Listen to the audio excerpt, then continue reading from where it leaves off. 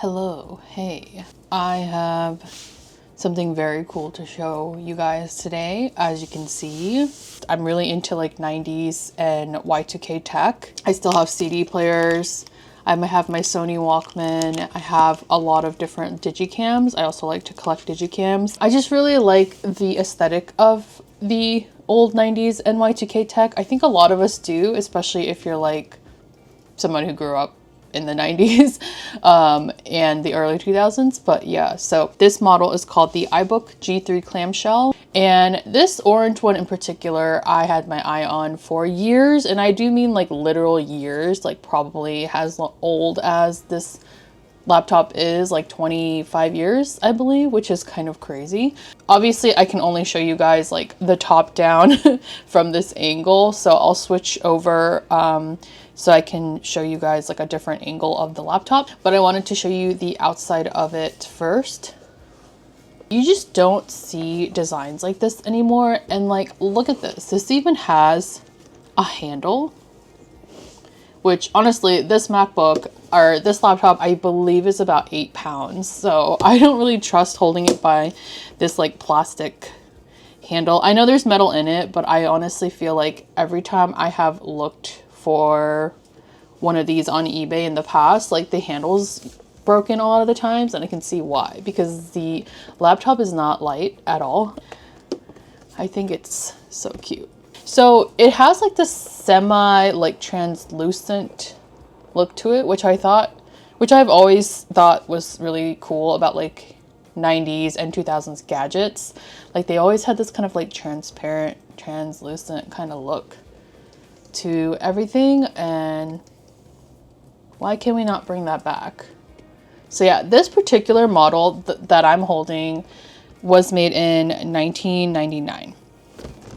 So it has all this information here, but I don't know if it's like, if there's any point in showing you guys, because it's just, you know, like the fine print you see on the usual back of the MacBooks. This is the CD-ROM side, by the way. And then here, the only ports you'll see is a headphone jack, a USB port, Ethernet, and I guess like the old school like telephone jack. And if you are too young to know what that even is, it's like for back in the days when you had to connect to like 56K modem, I believe. The first laptop I ever owned was after I graduated high school, and then I had, and as a graduation gift or like a college gift, my grandmother bought me my first MacBook. So I think that was running like OS X or 10 or something like that. I was never willing to spend more than $400 on one of these, and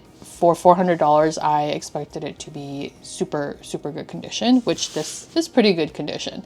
The battery on these bad boys, they usually no longer work because again, this is a 20 to 25 year old machine. So I mean, this isn't just specific to this particular vintage iBook. I think a lot of laptops that are 20 to 25 years old just naturally are not going to be able to hold their battery, the original battery, like now, just because batteries do erode over time. The parts in this laptop are still very much a product of its time, so you know, maybe things today might last a little bit longer in storage 20 years from now, but I think the type of batteries they used back then, it's not gonna like hold a charge for that long. But I was on a mission. I was on a mission to find one with a working battery because I wanted to use it as a drafting device. I didn't want it to be just sitting around as paperweight, like a big paperweight.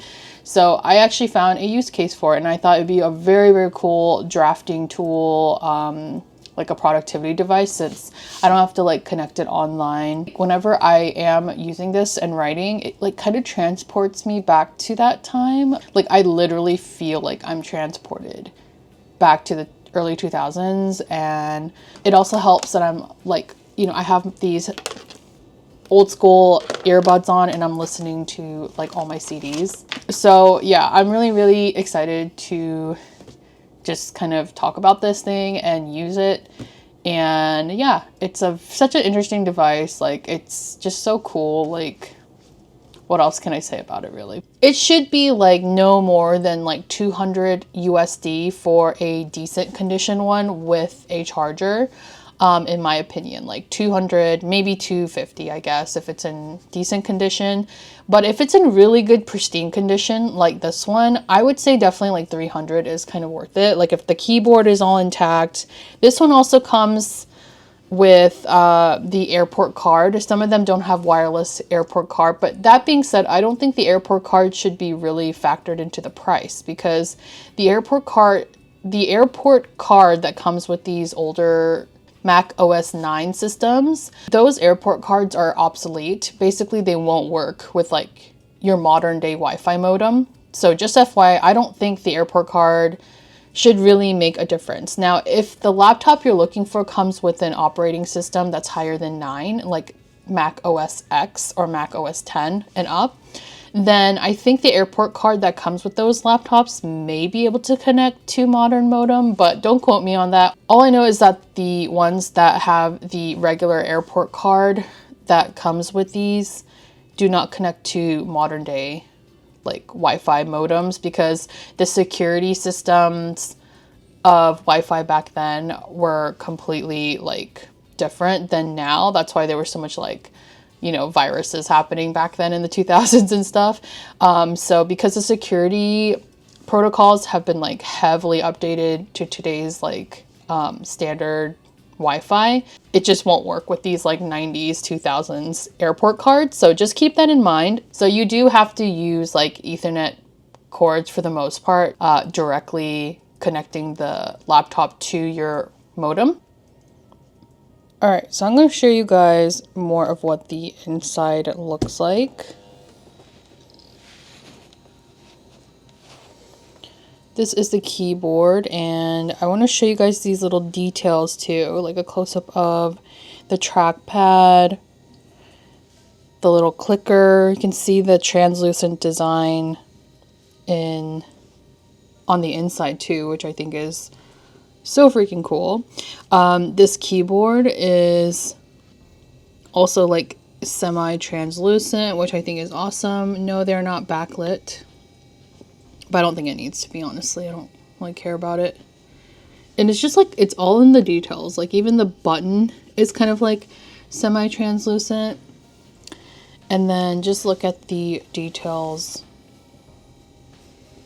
of this monitor. Like it kind of, the monitor is like, the screen itself is a little bit smaller than the bezels, which, you know, nowadays all the bezels are super thin.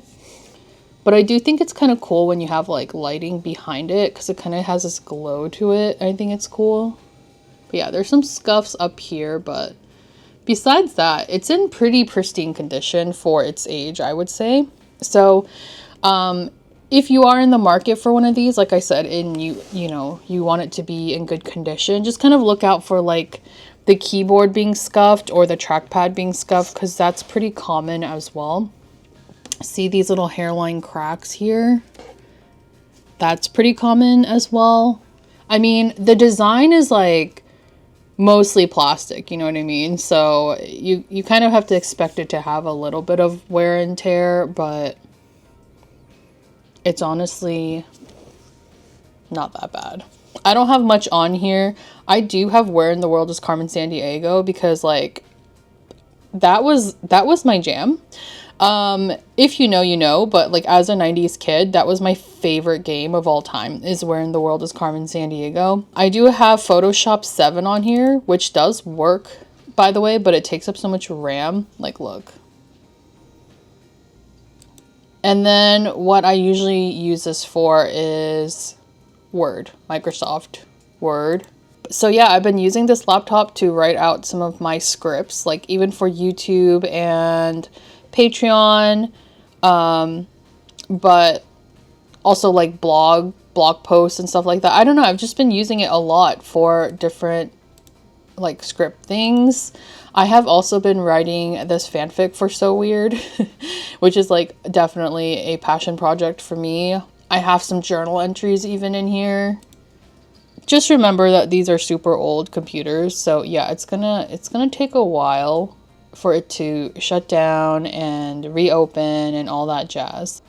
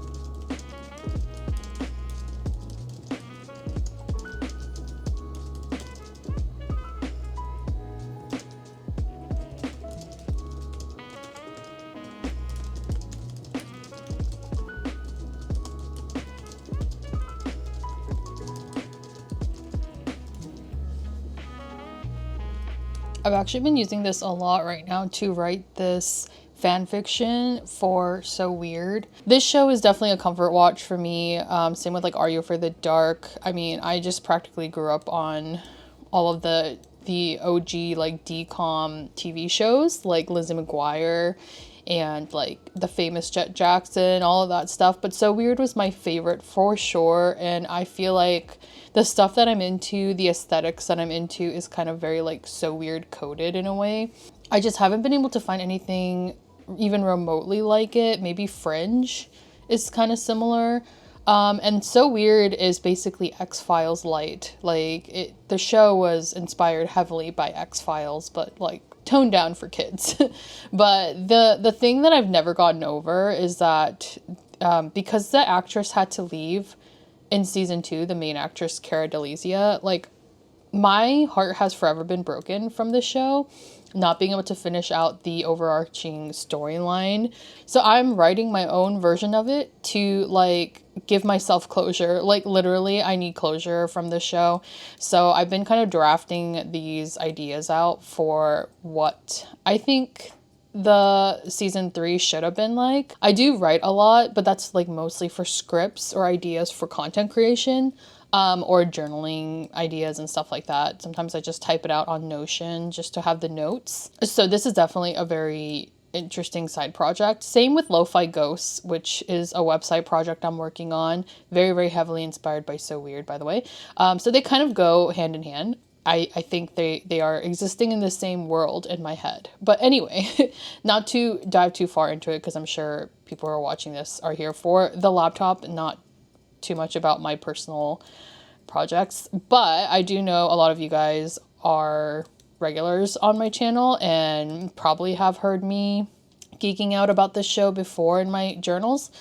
So yeah, it's something that I'm working on. I think it's a practice in creative writing, but also just getting into a flux of like getting used to writing because I'm just not a writer and I'm not used to it. I don't even read a lot of books. I've always struggled with reading books because of my attention span, my ADHD. But so I think this is kind of a fun side project that I don't expect to get like very much traction at all. But if anything, it will give me closure for this show that never gave me the ending that I wanted. I can connect it to Ethernet and I can go on Internet Explorer, but another thing to keep in mind for those who are interested in this thing, I mean, you really can't go into this to use it as like a normal device, especially the OS 9, Mac OS 9, because it's just so old. Like Internet Explorer does work when I hook it up to Ethernet, but you also have to remember that like it's very limited on what websites it can actually visit because of the security protocols. Again, like they've been updated so much over the years that it's just not going to be able to connect to those modern websites. Also, like these things could barely like show images, like a static image, let alone like lots of like HTML5 GIFs and banners, which most modern websites use. So just keep that in mind. It can go online if you have an Ethernet cable connection, but I really don't use it for internet. I mean, the only time I really want to connect to the internet with this thing is if I want to go on macintoshgarden.org, which is a website that does have like a lot of the old 90s Y2K like apps and programs that would work on these kind of devices. But because this computer barely has like any memory and RAM on it, it's so small that I just can't even overload it with a lot of stuff. So I just have the only apps I have on here that I really need are the Word document, like a text document. I want Photoshop 7 on there just for the nostalgia of it. And I have Where in the World is Carmen Sandiego. I don't think I can overload this thing with anything else. And really, I can only open like one program at a time. So just keep in mind, it's not going to work like a modern computer, but it is a great vintage device. And if you want to actually utilize it, I would use it as a drafting device for writing. Because email doesn't work anymore, again, like email just has such outdated protocols. That's also why we got so much spam, and well, we still get spam, but that's why I had so many viruses back then through emails and all that other stuff, and people hacked it really easily back then. So because of all these safety or security protocols, internet in general, that includes email, like does not work very well on this thing. Also, I just wouldn't want to even risk it for the security purposes. If you're wondering how do you get the documents off of that computer, this bad boy. Classic USB flash drive. You do have to use USB 2.0, at least for Mac OS 9. Like I said, some of these laptops do come with Mac OS 10 or OS X. OS 10 and above, maybe they can take USB 3.0. But don't quote me on that. But I did get this one. It's a 16 gigabyte flash drive, USB 2.0, and it did work just fine. Some people are saying that even 2.0 doesn't work on OS 9, but I don't know, this worked fine for me. Well, hopefully this video kind of helped to show you guys, for those who are interested in maybe picking up a vintage device like this, like what you could actually use it for and just like what to look out for. Like I said, it's very, very rare to find a working battery, but they do exist. And I can't emphasize enough that these are 25-year-old devices. She a little old, but she's great. You know, like if it's well taken care of, I think it's good. My theory on why this unit's battery and like why some other people's batteries aren't dead yet, I think it's the way they were stored. Even if it's in pristine condition and it's stored away somewhere and not being used, I think if it's like hot where it was stored, the battery would run out a little bit faster. The other thing is, remember that even though this battery works right now, it's still an old battery, and I am not keeping this laptop in an ice box, unfortunately. So I do expect the battery to erode or to run out over time, like especially as much like with how much I'm using it right now to do all these drafts and writings. I do expect it to kind of like die over time. At the end of the day, I'm not trying to take this device anywhere because I'm very precious about it. Like I don't want it to get banged up. I want it to be in pristine condition and stuff. So I will mostly use it just at home. And that means like, it doesn't matter if the battery works or not, right? But I think it's just like the novelty of having the battery work is like really, really cool to me. Like I'm just so happy about it that I can like take the the wires off if I wanted to for a couple hours. But I do expect it to die over time anyway, like just from my extensive research on this thing.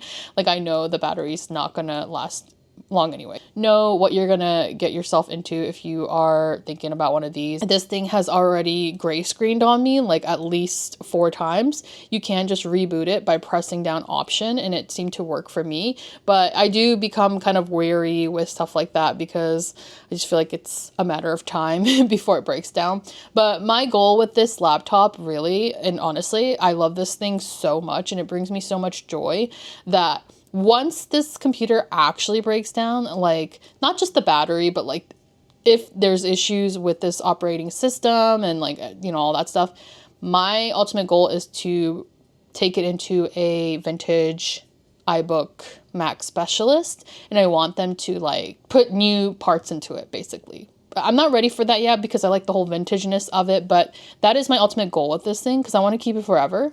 And if it does shut down, if it breaks down, I want it to be just revamped with, I think it can probably hold up to like Mac OS 10, Mac OS Tiger or something like that.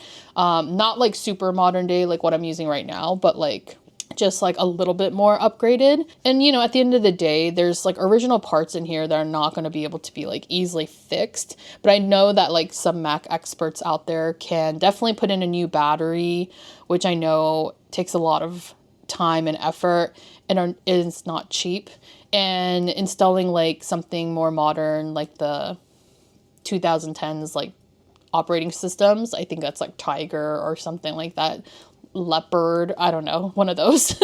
And then like a little bit more of a RAM and storage upgrade, you know. But I do think that like right now I have such a great unit that I'm just so happy about it, and it's been doing fine. Even though it did gray screen on me, it's fine. It's fine. It rebooted. I think it just gets stuck, you know, like the apps get stuck in the hard drive, and they're old.